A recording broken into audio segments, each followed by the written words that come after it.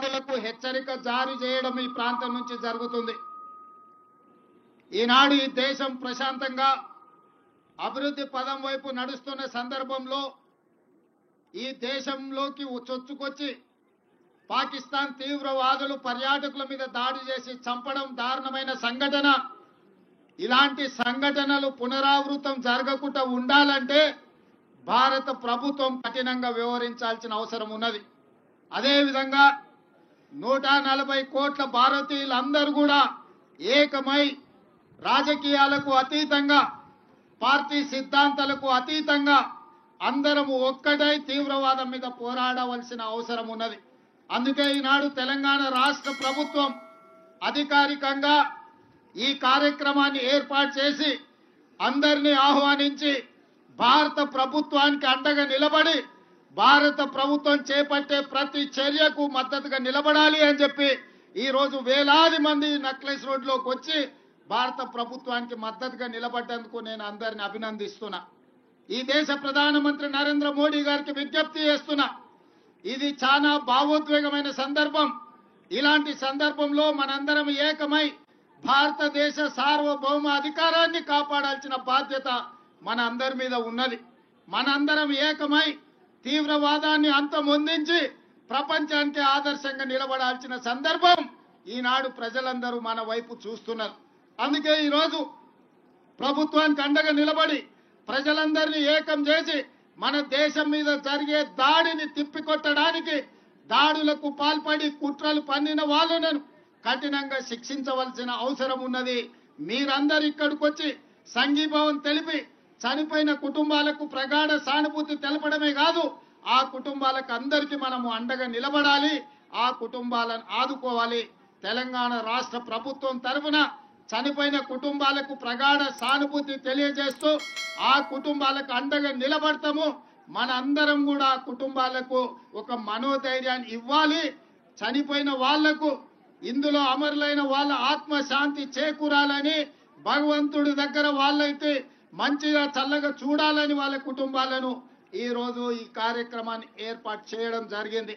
My is మौके पे इस देश प्रधानमंत्री नरेंद्र मोदी जी से एक ही गुजारिश है, ये ऐसे मौके पे जो आतंकवादी अपने देशवासियों के ऊपर हमला किए, ऐसे हमला को हम सब इकट्ठा होकर 140 करोड़ लोग हम सब मिलके मुंह तोड़ जवाब देने का वक्त आए।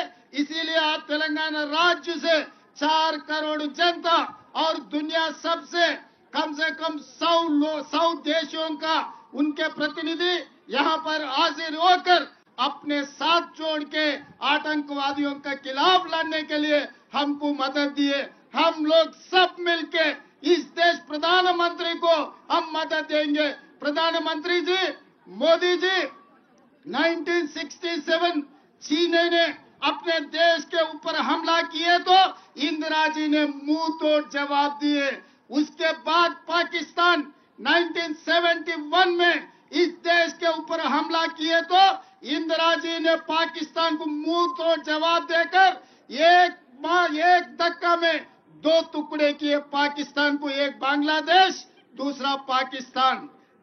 उस वक्त अटल बिहारी वाजपेयी जी ने ये कहा, इंदिरा जी को दुर्गा माता ने कहा, आप दुर्गा माता के भक्त हो, हमें पता है, दुर्गा माता को याद करो। अभी पाकिस्तान के ऊपर जो हमला करना है, जो भी करना है आप आगे करो।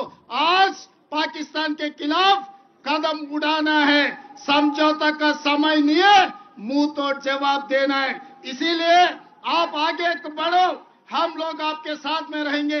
140 करोड़ भारतीय वासियों आपके साथ है। पीओके को पाकिस्तान को 2 टुकड़ा करो, पाक ऑक्युपाइड कश्मीर हिंदुस्तान में मिला दो, हम साथ में रहेंगे। आप दुर्गा माता के भक्त हो ना, इंदिरा जी को याद करो। आज जो मुंह तोड़ जवाब आतंकवादियों को देने के लिए हम लोग यहाँ हैदराबाद शहर में, हम लोग नक्लेस रोड में यहाँ इकट्ठा हो गए, हम आपको मदद देंगे। अभी राजनीति करने का समय नहीं है, कोई पार्टी का नाम लेने का समय नहीं है। हम लोग इकट्ठा होना, हम लोग सब भारतवासियों ने 140 करोड़ लोग हम सब इकट्ठा होकर खड़ा होके ये आतंकवादियों को मुंह तोड़ जवाब देना। हम लोग आपके साथ में रहेंगे। हम लोग यहाँ से जो परिवार ने उनके भाई को, उनके पापा को जो खो गए, तेलंगाना सरकार ने आपको मदद देंगे। तेलंगाना सरकार आपके साथ देंगे, आपके परिवार को हम जो मदद देंगे। इसीलिए आज जितने भी दूर दूर देशों से यहाँ पर प्रतिनिधि लोग आए अपने मदद के लिए, सबको मैं शुक्रिया अदा करता हूँ। सब पार्टियों के पार्टी झंडा छोड़कर सब भारतवासियों बनकर नेकलेस रोड में आ गए, सबको धन्यवाद देना चाहता हूँ। मोदी जी कदम उठाओ, जो मुंह तोड़ जवाब दो आतंकवादियों को। धन्यवाद मित्रों।